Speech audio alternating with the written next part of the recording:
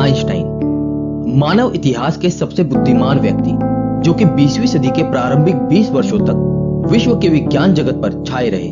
उन्होंने अपनी खोजों के आधार पर अंतरिक्ष, समय और गुरुत्वाकर्षण के सिद्धांत दिए। दोस्तों, वो इतने महान और लोकप्रिय इंसान थे कि जब भी वो बाहर घूमने निकलते तो लोग उन्हें सड़क पर रोककर उनके दिए गए सिद्धांत की व्याख्या पूछने लगते, जिसके चलते उन्होंने इस निरंतर पूछताछ से बचने का एक तरीका निकाला, जिसमें वो उन सब लोगों से कहते कि माफ कीजिए, मुझे लोग अक्सर प्रोफेसर आइंस्टाइन समझ लेते हैं, पर वो मैं नहीं हूं। दोस्तों, वो हमेशा कहते थे कि मेरे अंदर कोई खास गुण नहीं है, मैं तो केवल एक ऐसा व्यक्ति हूं जिसमें जिज्ञासा कूट कूट कर भरी हुई है। लेकिन दोस्तों, आपको जानकर हैरानी होगी कि एल्बर्ट आइंस्टाइन हमेशा से इतने बुद्धिमान नहीं थे, बल्कि उनके बचपन में तो पढ़ाई में बहुत कमजोर होने की वजह से उनको मंदबुद्धि भी कहा जाने लगा था। है ना यह कितनी हैरान कर देने वाली बात? लेकिन ये तो कुछ भी नहीं है, क्योंकि इसके अलावा भी बहुत ही ऐसी बातें हैं जिन्हें जानकर आप आश्चर्य से भर जाओगे। तो अगर आप सच में जानना चाहते हो कि कैसे एल्बर्ट आइंस्टाइन एक मंदबुद्धि बालक से सदी के सबसे जीनियस वैज्ञानिक बने, तो इस वीडियो को आखिर तक देखिए। नमस्कार दोस्तों, मेरा नाम है ध्रुव और आप देख रहे हैं दी ऑसम वर्ल्ड।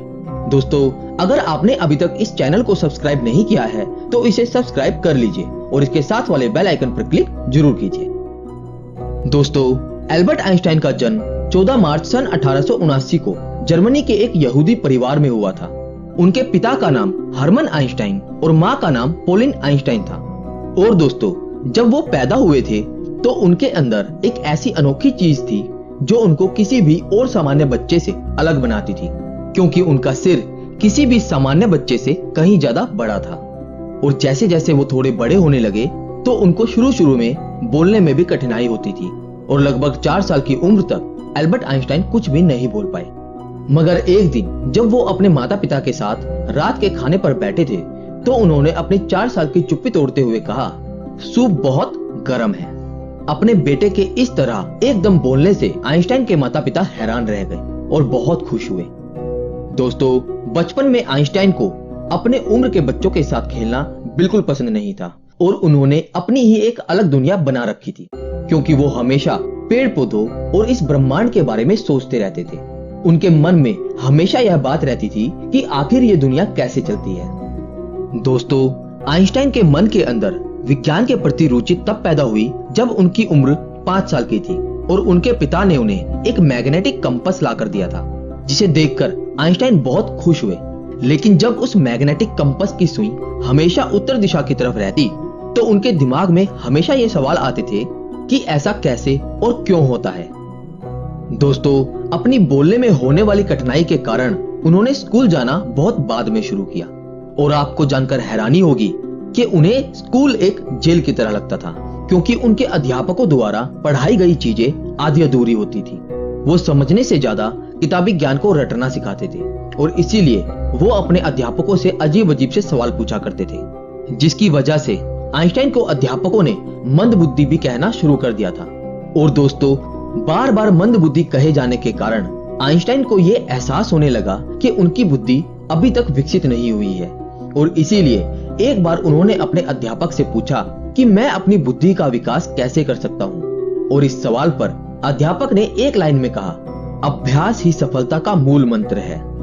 दोस्तों, आइंस्टाइन के अध्यापक की ये बात उनके मन में घर कर गई और उस दिन से उन्होंने ये दृढ़ निश्चय कर लिया कि वो एक दिन सबसे आगे बढ़कर दिखाएंगे। और उस दिन के बाद आगे बढ़ने की चाह हमेशा उन पर हावी रहती थी। अगर पढ़ने में मन नहीं लगता था फिर भी वो किताब हाथ से नहीं छोड़ते थे। वो हमेशा अपने मन को समझाते और वापस पढ़ने लगते। और दोस्तों, कुछ ही समय में उनके अभ्यास का सकारात्मक परिणाम दिखाई देने लगा, जिसे देखकर उनके अध्यापक भी इस विकास से दंग रह गए और आगे चलकर उन्होंने अध्ययन के लिए गणित जैसे जटिल विषय को चुना। लेकिन दोस्तों, आर्थिक स्थिति कमजोर होने की वजह से उनकी आगे की पढ़ाई में थोड़ी समस्या हुई। दोस्तों, वो शौक और मौज पर एक पैसा भी खर्च नहीं करते थे। चलिए मैं आपको इस बात से जुड़ा एक बहुत मशहूर किस्सा उनके बारे में सुनाता हूँ। एक दिन की बात है जब बहुत तेज बारिश हो रही थी और एल्बर्ट आइंस्टाइन अपनी हैट को बगल में दबाए जल्दी जल्दी घर जा रहे थे और छाता ना होने के कारण वो भीग भी गए थे। तभी उन्हें रास्ते में एक सज्जन मिले, जिसने उनसे पूछा कि भाई, तेज बारिश हो रही है, हैट से सिर को ढकने के बजाय तुम उसे कोट में दबाकर चले जा रहे हो, क्या तुम्हारा सर भीग नहीं रहा है?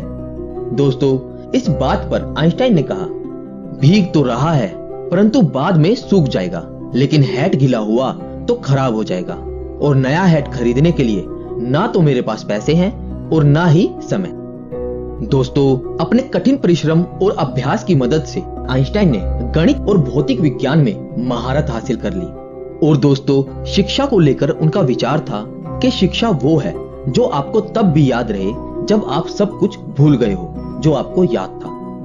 और समय के साथ साथ वो इतने बुद्धिमान हो गए कि उन्होंने बहुत सारी अद्भुत खोज की।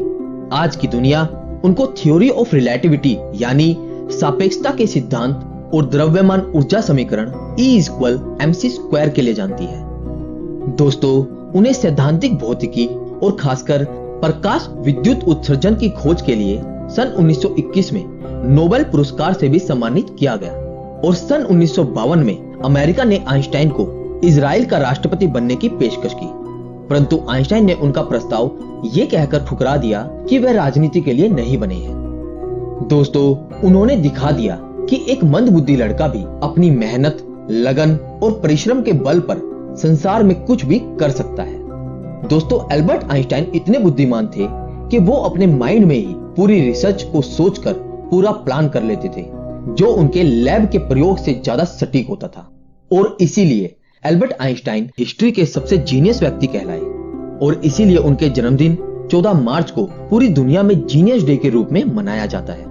लेकिन दोस्तों, एल्बर्ट आइंस्टाइन का यह मानना था कि प्रत्येक इंसान जिसने धरती पर जन्म लिया है वो जीनियस है, लेकिन यदि आप किसी मछली को उसकी पेड़ पर चढ़ने की योग्यता से जज करोगे तो वो अपनी पूरी जिंदगी यह सोचकर जिएगी कि वो मूर्ख है। दोस्तों, निजी गतिविधियों के कारण आइंस्टाइन को जर्मनी छोड़कर अमेरिका में शरण लेनी पड़ी। वहां उन्हें बड़े बड़े विश्वविद्यालयों ने अपने यहाँ आचार्य का पद देने के लिए आमंत्रित किया। लेकिन दोस्तों, आइंस्टाइन ने प्रिंसटन विश्वविद्यालय को उसके शांत और बौद्धिक वातावरण के कारण चुन लिया। और जब आइंस्टाइन पहली बार प्रिंसटन पहुंचे तो वहां के प्रशासनिक अधिकारी ने उनसे कहा, आप प्रयोग के लिए आवश्यक उपकरणों की सूची दे दीजिए ताकि आपके कार्य के लिए उन्हें जल्दी ही उपलब्ध कराया जा सके। दोस्तों, इस बात पर आइंस्टाइन ने बड़ी ही सहजता से कहा कि आप मुझे केवल एक ब्लैक बोर्ड, कुछ चौक, कागज और पेंसिल दे दीजिए। यह सुनकर अधिकारी हैरान हो गया, और इससे पहले कि वह कुछ और कहता, आइंस्टाइन ने कहा, और हाँ, एक बड़ी टोकरी भी मंगा लीजिए, क्योंकि अपना काम करते समय मैं बहुत सारी गलतियां भी करता हूँ और छोटी टोकरी बहुत जल्दी रद्दी से भर जाती है।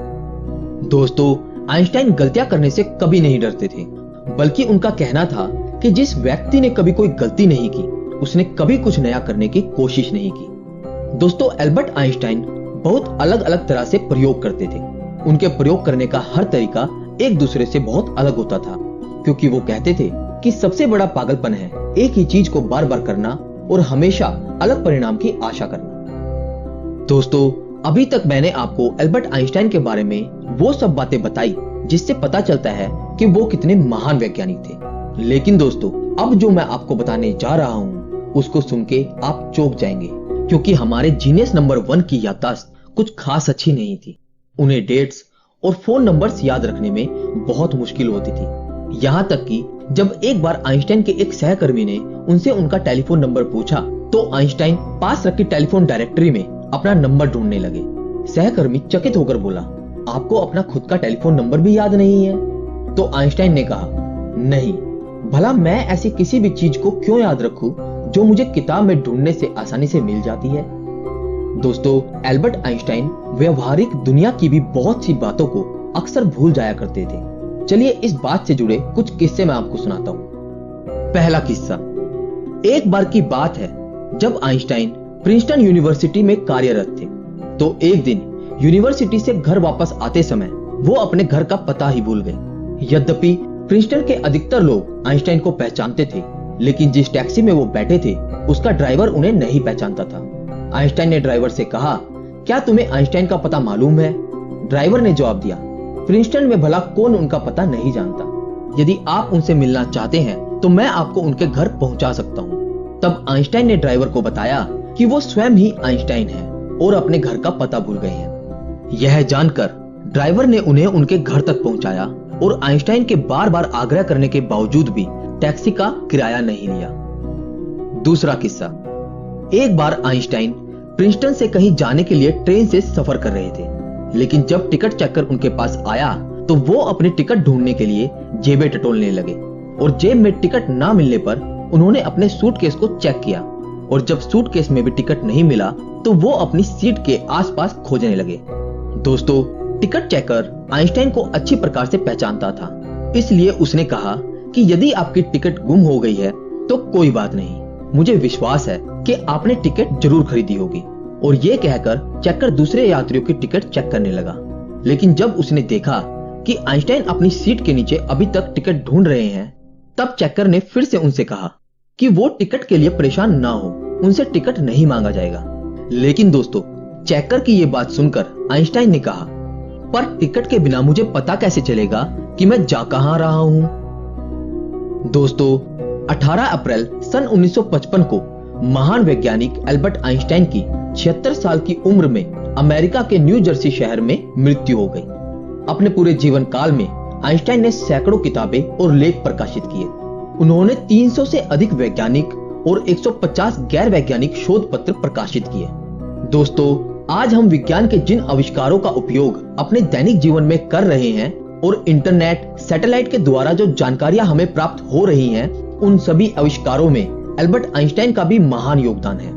और यहाँ तक कि उनके दिए गए अनेकों सिद्धांतों की बदौलत ही आज नए नए आविष्कार संभव हो पा रहे हैं। लेकिन दोस्तों, आइंस्टाइन को अपने जीवन में सबसे ज्यादा दुख तब हुआ था जब उनके वैज्ञानिक आविष्कारों के कारण बाद में परमाणु बम का आविष्कार हुआ था, जिससे कि हिरोशिमा और नागासाकी जैसे नगर ध्वस्त हो गए थे। दोस्तों, आइंस्टाइन की मृत्यु के बाद उनके शव परीक्षण के दौरान एक रोग वैज्ञानिक ने आइंस्टाइन के परिवार की अनुमति के बिना उनका दिमाग निकाल लिया था और यह अनैतिक कार्य डॉक्टर थॉमस हार्वे ने उनके दिमाग पर रिसर्च करने के लिए किया था। उसके बाद आइंस्टाइन का दिमाग 20 सालों तक एक जार में बंद रहा और सन 1975 में उनके बेटे हैंस की आज्ञा से उनके दिमाग को 240 भागों में बांटकर कई वैज्ञानिकों के पास भेजा गया, जिनको जांचने के बाद उन्होंने पाया कि उनके दिमाग में किसी भी आम इंसान से ज्यादा सेल्स मौजूद थे। तो दोस्तों, आज के लिए बस इतना ही। और अगर आप जानना चाहते हैं थॉमस एल्वा एडिसन और शहीद भगत सिंह के जीवन के बारे में, तो हमारी इससे पहले वाली वीडियो जरूर देखिए, जिनका लिंक आपको ऊपर एंड स्क्रीन पे और नीचे डिस्क्रिप्शन में मिल जाएगा। दोस्तों, अगर आपको वीडियो अच्छी लगी तो इसे लाइक और शेयर करना ना भूलें। Thanks for watching.